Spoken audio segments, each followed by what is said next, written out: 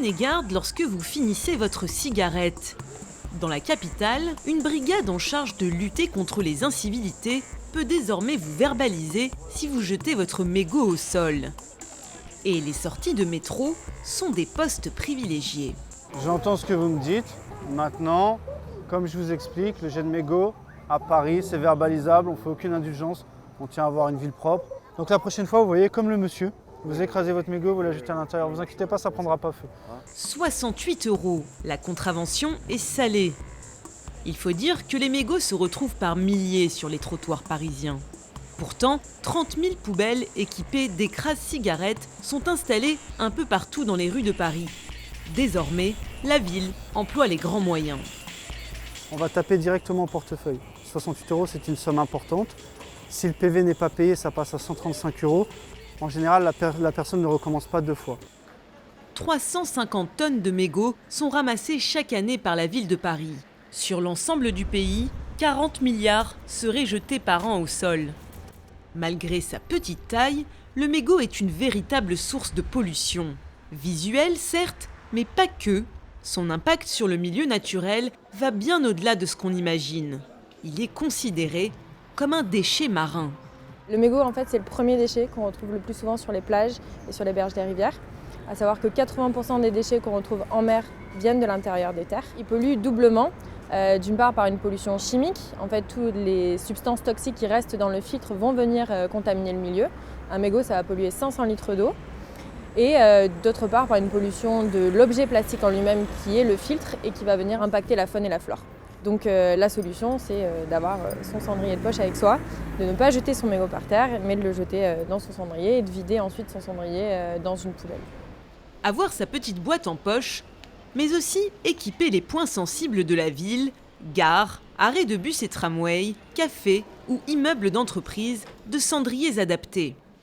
À Bordeaux, c'est l'ambition d'Ecomégot, une start-up de 5 salariés qui rêve de rendre la ville zéro mégot et en plus à vélo. Là, on collecte les mégots de cigarettes de cendrier qui est situé sur le parvis de la gare Belsier à Bordeaux. Et on voit que le cendrier est à moitié rempli, il y a à peu près 300 grammes de mégots de cigarettes dans ce cendrier. Donc on va les collecter dans notre bac à collecte. La jeune entreprise collecte 3 fois par semaine les mégots de la gare Saint-Jean. SNCF, Ville de Bordeaux, mais aussi clients privés lui ont confié leurs cendriers. Des bornes de collecte qu'Ecomégot fait fabriquer auprès d'un chantier d'insertion de la métropole. Mais la solution proposée ne se limite pas à ça. Notre principal défi, c'est faire en sorte que les fumeurs ne jettent pas leurs mégots de cigarettes et les jettent dans une borne dédiée. Puis ensuite, c'est la partie valorisation. Arriver à faire en sorte que le mégot de cigarette soit valorisé en matière plastique. Pour le moment, les mégots sont stockés dans l'attente d'une solution de traitement. L'acétate de cellulose contenu dans le filtre est une matière plastique recyclable. Problème, elle est polluée par la nicotine, le phénol et les autres métaux lourds contenus dans un mégot. Dépourvus de nomenclature, les mégots pourraient désormais rentrer dans la catégorie des déchets dangereux, ce qui complique un peu plus leur valorisation.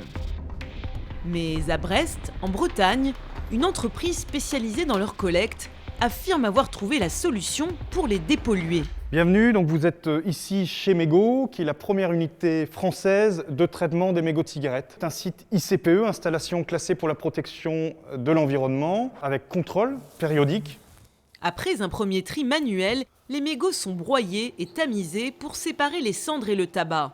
La matière, composée d'acétate de cellulose et de papier, pourra alors passer au lavage et à la dépollution.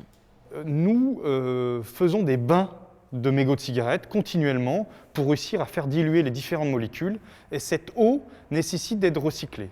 La force de Mégot est d'avoir réussi à développer une technologie en circuit fermé pour dépolluer l'eau. Finalement, on utilise toujours la même eau pour réussir à nettoyer le mégot de cigarette. La matière est ensuite chauffée, broyée, puis thermocompressée pour former des plaques en plastique. Elles serviront à faire des palettes et du mobilier urbain. Quelques mégots dans l'eau, regardez, la couleur est marron. Toutes les molécules dangereuses se sont séparées, se sont diluées dans l'eau. Et donc nous, notre matière résiduelle ne contient plus de polluants et vraiment du plastique. En 2 ans, cette unité d'une capacité de 80 tonnes annuelles n'a reçu que 2 tonnes de mégots.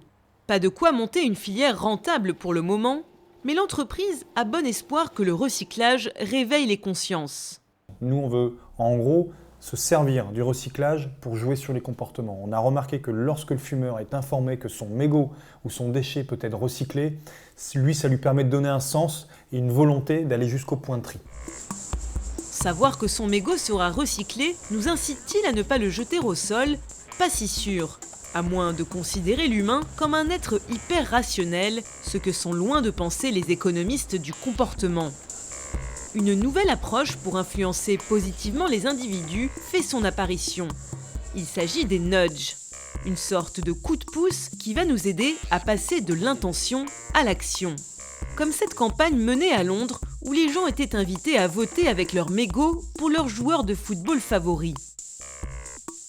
Face à cette situation dans laquelle les gens mécaniquement sont bloqués sur des gestes qu'ils font sans même s'en rendre compte, on a un enjeu, c'est d'arriver à les réveiller. Et donc, en l'occurrence, le nudge qu'on a construit ici, il a vocation à créer ce qu'on appelle, nous, de la science, c'est-à-dire attirer l'attention, à la fois parce qu'on a une proposition qui est un petit peu inédite dans sa forme, et sur le fond, puisqu'on est sur quelque chose de ludique, et on incite donc les gens à changer, sans même avoir à argumenter, puisque effectivement, un des éléments importants du nudge, c'est qu'on n'est plus dans l'argumentation, mais on est dans une proposition. Alors, les nudges et la collecte sélective vont-ils débarrasser l'environnement de nos mégots? Il y a du pain sur la planche. En France, la vente de cigarettes a bondi de 9% au premier semestre 2017.